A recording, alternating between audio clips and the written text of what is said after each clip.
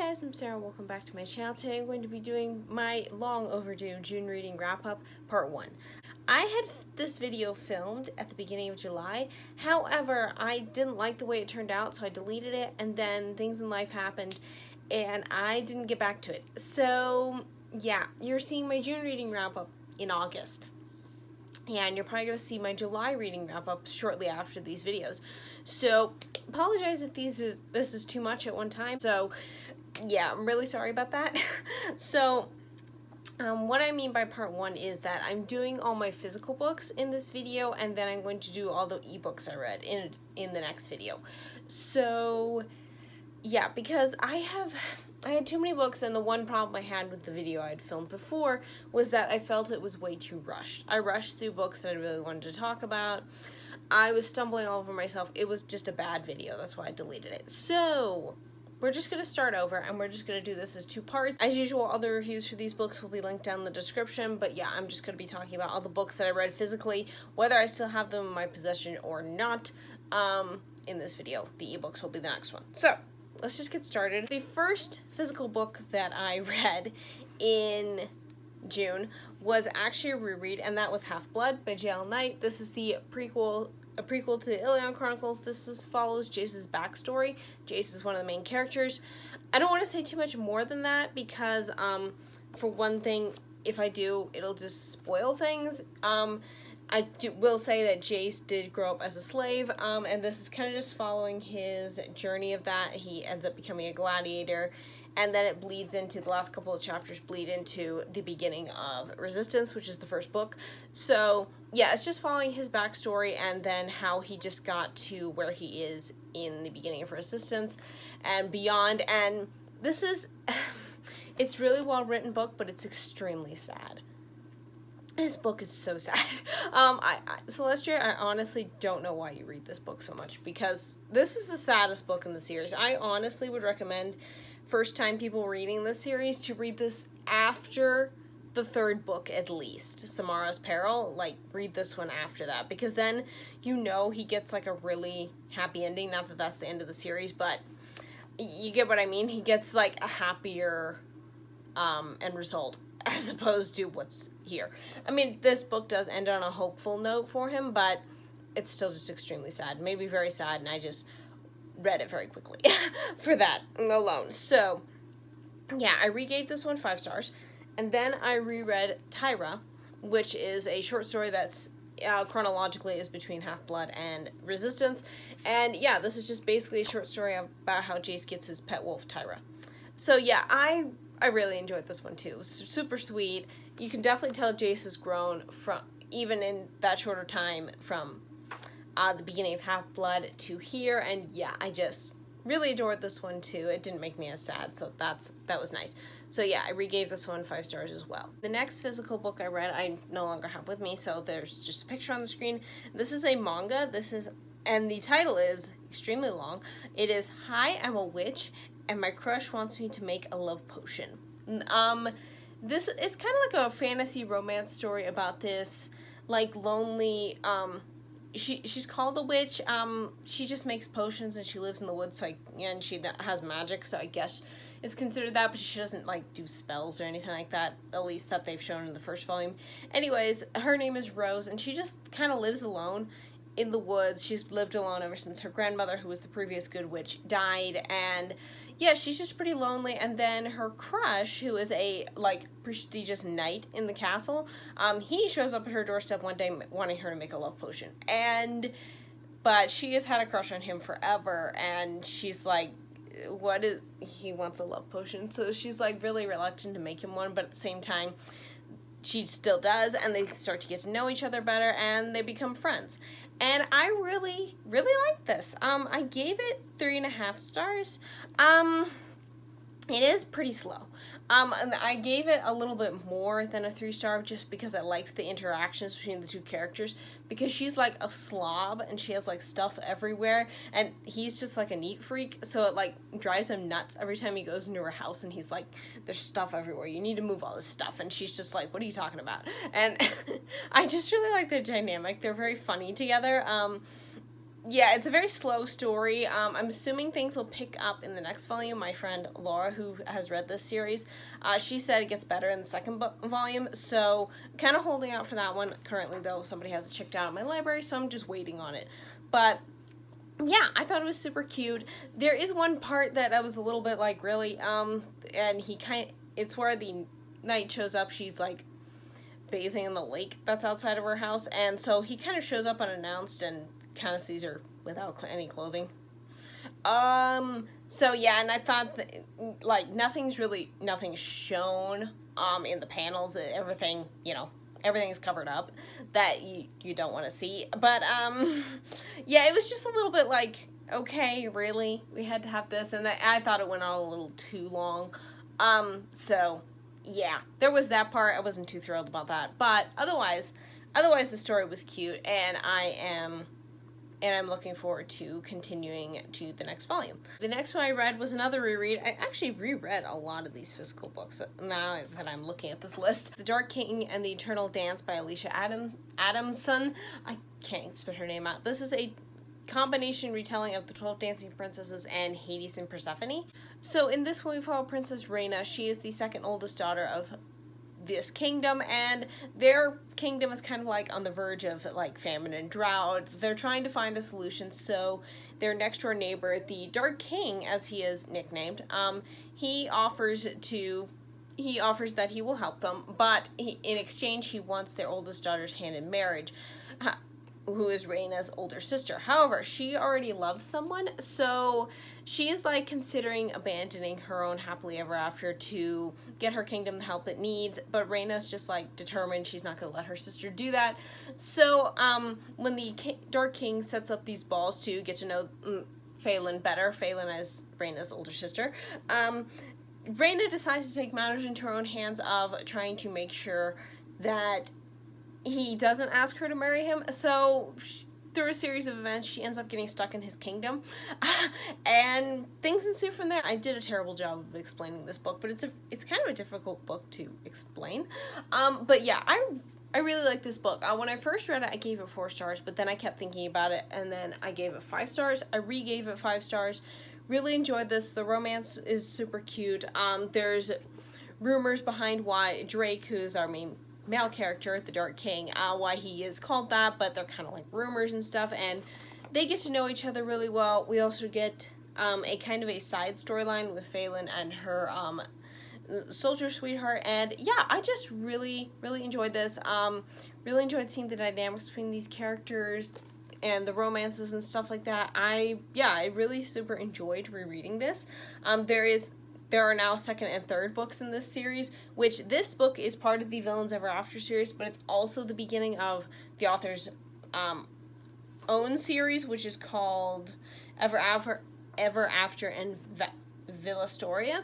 So that's where the other 2 books are put as a series, but yeah, so this one's kind of like a double. It's part of the Villains Ever After series, but it's also part of her own series.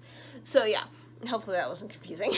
But yeah, I really like this one. So the next one I have to talk about, I don't really have a ton to say, and that is Tangled: The Essential Guide. This is kind of like a non-fiction, like fact guide about the characters and stuff in the movie and things like that. So it's like a DK book and stuff like that. So yeah, it's just kind of just like facts and different things about the plot and the characters and stuff. I really enjoy it because it's has a lot of different things that are not listed anywhere else in like other books or the movies or the TV series or anything. So it's like additional information about these characters, things like that. Yeah, I just really enjoy it. I do question some of the movie stills that they put in the book because it's like the characters have their mouths half open or their eyes closed or something. And it's kind of like, couldn't you have picked a better screenshot that didn't have that? But whatever. I'm not the publisher. So, but yeah, I really enjoyed rereading this one. So yeah, gave this one 4 stars. Then we have another book that I don't currently have anymore checked out from the library, and that is My Happy Marriage Volume 1. This is the light novel version. I really wanted to read the light novel because I just wanted to try it, even though my previous encounters with the light novel, which was with Sugar Apple Fairy Tale, didn't go as well because I kind of thought that one was boring. So yeah. But I wanted to try this one anyways because I really enjoy the manga. In this story, we follow Mio. She is basically the rejected sibling. She's like the rejected daughter and sister in this her family. She has no gifts because in this, it's like a historical fantasy. So in this version of Japan, we have these people who have like supernatural abilities. They can like see like the supernatural and like different elements, and they have like different powers and things like that to help control these like supernatural creatures that would, you know, bother people otherwise and stuff. So, but Mio was born basically without any powers, so she's looked down upon. She's basically treated lowlier than the lowliest servant by her family. And yeah, so then her father decides one day to ship her off engagement to Lord Kudo. His first name I'm not quite sure how to say, so I'm just gonna call him Lord Kudo. So anyways, but he has a fearsome reputation of being like merciless, and he's like extremely mean and cruel and stuff like that. So she kind of gets sent there not really expecting like anything good. Like, she never expects anything good to happen to her, but lo and behold, it turns out Lord Kudo is actually way nicer than his fearsome reputation says he is. He is like gruff and stuff, but he also has a kind heart, and he sees that Mio definitely is like really downtrodden and stuff. So yeah, they start to kind of form this friendship connection, and yeah, it's just they're continuing their story from there, their blossoming romance, and so on. So yeah, I really enjoyed this. The first 3 volumes of the manga actually are covered in this 1 volume, which I thought was surprising. I figured it would be like at least 2 volumes of the light novel would have been what was covered so far in the manga, but apparently it's only 1 of them. So yeah, that was very interesting to revisit the storyline in a different angle. One problem I did have with the manga initially was that the magic system, the grotesquaries, as the supernatural beings are called, I'm sorry if I butchered that word, that wasn't very explained very well in the manga. So I was kind of left feeling very like, okay, well, what exactly does this mean? And it's like, how does this work and stuff? But as I said in my reviews of the manga, I said that was probably they couldn't stick it in the manga from the light novel. It was like too much information to put in, and I was correct. They did explain a lot more about the magic system and stuff like that in the light novel. So yeah, that was very helpful and actually helped me understand it better. So yeah, I really enjoyed that. Mio and Lord Kudo are just really sweet, really cute. There is a lot of mentions of like physical, mental, emotional abuse from Mio's family to her. A lot of things happen in that. I actually think the manga is more violent, so to speak, in that way, mainly because I think you can see it drawn on the panels. In the light novel, you're almost, the way they write it, because light novels are written with more telling than showing, so you often feel a little bit removed from what's happening. At least I felt that way. So sometimes with the abuse and stuff like that, it didn't feel as harsh as it does in the manga, which is terrible to say because it's terrible all the way around. But yeah, I did feel less like gut punched, impacted by that, because I don't know if it's just because I didn't see it, so to speak, so much as so I was just a little bit more removed from it. I don't know. It could still be triggering for some people, so look into that if things like that will trigger you. So yeah, but I really enjoyed this, and I do definitely want to continue the light novel series. There's more of them out than the manga, at least in the English translation. So yeah, I definitely want to continue with this series. I had them all checked out at one point, but then I wasn't in the mood anymore because my mood is fickle. Oh, anyways, I returned them all, but I will definitely read them in the future because I'm very curious to continue the story from this angle. The next book was also another reread, and that is Golden Braids and Dragon Blades by Melanie Karsak. This is a Rapunzel, King Arthur mashup retelling, steampunk, fantasy. We have tiny cat dragons. It's the greatest thing. I really like this book. So yeah, in this we follow Rapunzel. She is the last true heir of King Arthur, and she lives in a cave with her 3 tiny cat dragons and her fairy guardian Gothel. But things change for her one day when an agent for like this supernatural society, Ewan, shows up in her cave because he was tracking somebody else but found her instead. She then has to leave her cave, set out into the world, and things ensue from there. And yeah, it's a wild ride. It's really good. I thoroughly enjoy this. This is one of the few steampunk books that I've actually liked It's very short. It's kind of more novella length. And yeah, I really, really enjoyed this. I really enjoyed rereading this. I think I have talked about this more in another recent reads, but I have no clue which one it is. So, yeah, I really enjoyed this, though. The romance between Rapunzel and Ewan is so cute. They are adorable together, and yeah, it's just really good. Cat dragons, I mean, who doesn't like cat dragons?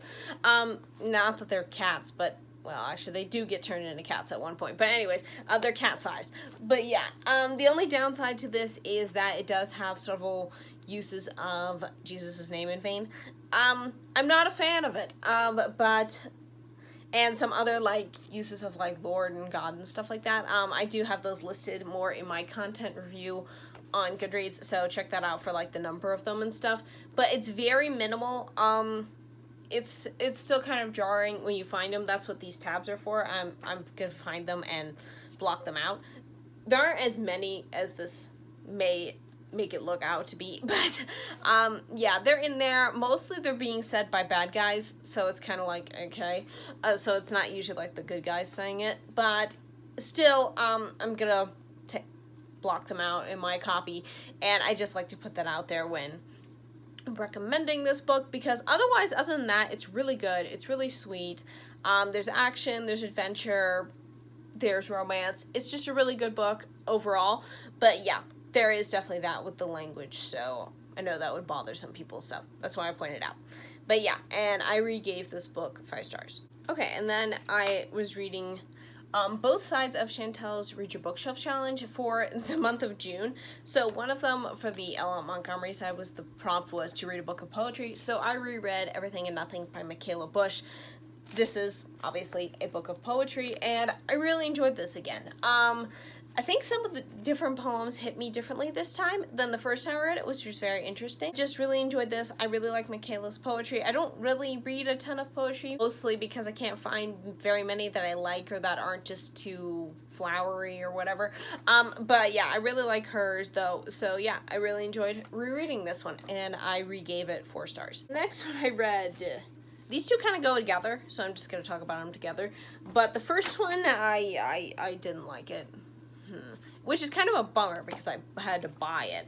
And that is Marvel Action Avengers, The Ruby Egress. This is the second book in this Marvel Action series, and I gave it 2.5 stars. I honestly have no idea why this exists. Because it really just randomly feels like the author pulled an idea out of a hat and wrote this, and I kind of wish he hadn't. Anyways, what the basic storyline is, the Ruby Egress is like this magical ruby-like stone that they lost in the first comic, which was The New Danger, and I honestly don't even know why it was in that collar thing that was on the monster that they lost it from. I honestly don't even know now that I have no idea why it's even here. The Ruby Egress is kind of stupid because there's really no point to the jewel at all. Anyways, the Ruby Egress has gone missing, and then at the end of The New Danger, the Ruby Egress went missing. So, in the beginning of this one, we start following Thor, Captain Marvel, and Doctor Strange. They have been sucked into the Ruby Egress, and now they're trapped there, and the other Avengers are trying to get them back out, while trying to fight the villain who has them trapped in there, Count Nefaria. Because that is the most comic book villain name I've ever heard of. And that's basically it. Unfortunately, first of all, let's get this out of the way. This has this melty graffiti-like look of the artwork. I hate this artwork. It's in the first volume as well, The New Danger. Yeah, I hate it, but because it looks terrible. Anyways, yeah, I have lots of issues with this one. First of all, I think they should have started the volume with them trying to find the Ruby Egress, and then we see the 3 of them get sucked inside of it. So then it starts kind of like, so then that would start like a countdown for the Avengers to get their friends out. When this starts, they're already inside, and we have no idea why. Also, another thing, Captain Marvel's and Thor's powers both work in the Ruby Egress, but Doctor Strange's don't. Why? That makes no sense. Considering they all have magical powers, why don't his work in the egress? That makes no sense. Aside from the fact that if his powers did work, he could probably just teleport them out of there. But, so, plot convenience, they just magically don't work. Okay. There's really no humor in this at all. There's like 2 lines that weren't really even that funny. I don't know who this is supposed to be focusing on, because most of the other volumes in the series focus on 1 or 2 other characters. I guess maybe Captain Marvel and Thor, but not really. And then near the end, like, at one point, Doctor Strange tries to talk a raving Thor, like he's in war mode. He's, like, attacking things, and he's going insane. And Doctor Strange tries to talk him out of it. Like, that has never worked. And then Thor's almost gonna, like, do something that's gonna, like, leave him like a brainwashed zombie forever. And Doctor Strange's response is to try to talk him out of it. It's like, no, don't do anything. If your magic doesn't work, just hackle him or something. Don't let him go through that portal thing or whatever is going to happen and have him be brainwashed. It made no sense. This volume made no sense. I honestly don't even know why it's here. And Count Nefaria, which it was kind of alluded to at the end of the New Danger that he would be a big problem. He's nothing. He's a one note. He's basically just a power-hungry madman, and I don't even really know why he wants to Ruby Egress. He wants to take over the world. He wants to destroy the Avengers. It's really unclear. So, yeah, I really didn't like this one. So, there is that. Which then leads into the third one of this series, which is the Fear Eaters. And this one has the best artwork. This one has the same type of artwork that is in, The Living Nightmare, which is the 4th one in this series. And, yeah, I enjoyed this one. I really enjoyed this one. I gave this one 4 stars. In this one, we follow the Avengers, obviously. Duh. In this one, they're dealing with a problem of these creatures. I'm trying to find a picture of them. Alien race they're called Fear Eaters. They look like this. They're kind of like a cross between a dragon and a snake, sort of. They have shown up, and they basically feed off of the fears and bad memories and stuff of people. So yeah, they kind of make you hallucinate bad things, the things you fear the most, and then they feed off of those hallucinations. So anyways, they've come to Earth, and they start attacking Earth. So, and unfortunately, they're also attacking the Avengers as well. And they kind of have to figure out a way to get rid of them. So, in this one, we mainly focus on Black Panther, T'Challa.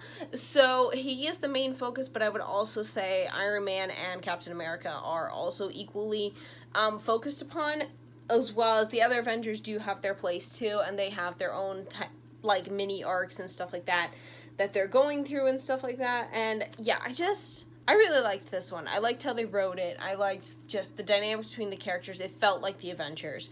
It felt like the weird wacko family group that they are. And yeah, I just really enjoyed this one. It was much better than the Ruby Egress. I honestly don't know what I'm gonna do with this one. I don't know if I'm gonna keep it or not. I kind of just bought it, so I feel like obligated to keep it for now, but I don't know if I will in the long run. But yeah, I'm definitely gonna keep this one. I really enjoyed this one. Would highly recommend it. Honestly, of this series, you could probably skip the Ruby Egress. You could probably even skip the New Danger. But that one at least had some funny parts. But you could literally skip the Ruby Egress and read the rest of them, and you will miss literally nothing. So, yeah. But really enjoyed this one. Also just going to talk about this one because I didn't like this one as well. I don't have it anymore. It's back at the library, and that is Captain America. Okay, and that is Captain America, the Ghost Army. This is like a graphic novel. And yeah, this is set back in World War II during one of his missions with a teenage Bucky, and they're just fighting with the Allies, and then suddenly these ghosts of like dead Nazis and stuff just start popping up, and they can't get rid of them, so they kind of have to figure out what's making these ghosts appear and how they can stop them. And that's pretty much the premise of the whole thing. I didn't really like this one, mainly because Cap is not really even the main character in this, which is kind of stupid for a graphic novel called Captain America.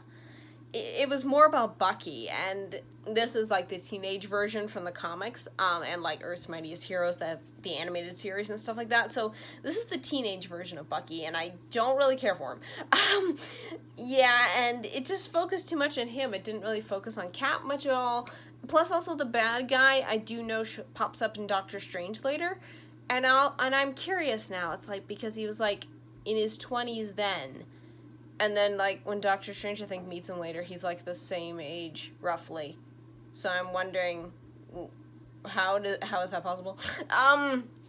So yeah, not quite sure about that one, but yeah, it was there. I didn't care for it, and I really wouldn't recommend it. It was fine. I gave it 2 stars. Moving on. Next one I read was a comic that was in a bind-up that I got. It was pretty much the only one I read in the bind-up. It was a Captain America bind-up, and that is Captain America: The Fighting Avenger. This is the second bind-up that it's also in that I bought, and this is what it looks like. The art style and stuff like that. The alternate cover that I showed is this one. Yeah, so that is this one, and this one follows Cap. He is joining his first mission in World War II as Captain America, though he's not named Captain America yet. So they kind of have a lot of fun poking fun at him and being like, what are we supposed to call you anyways? And he's just like, I don't know, at headquarters they'll figure it out eventually.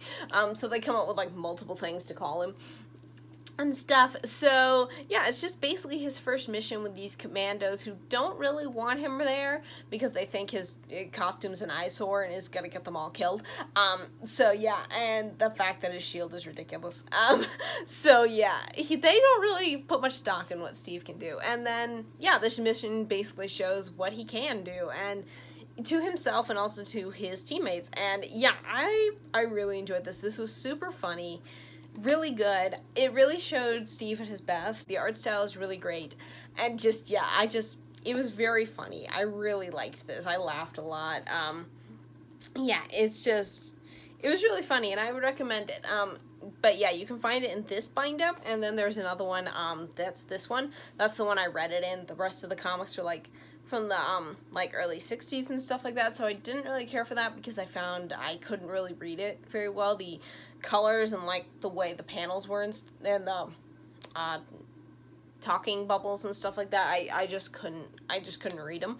But I read that one in this bind up as well. So those are the 2 places you can get it. I don't know if there's anywhere else you can get it. So yeah, really enjoyed this one, and for this volume, can't wait to read the rest of the stories. The last physical book that I read back in June that I'm going to talk about is Superman Smashes the Klan. This is a graphic novel. This is drawn by the same artist who did Captain America: The Fighting Avenger, which is how I found this story. Okay, I've tried like 3 or 4 times now to try to explain what this graphic novel is. Basically, it's set in 1946. We follow Roberta and her brother Tommy.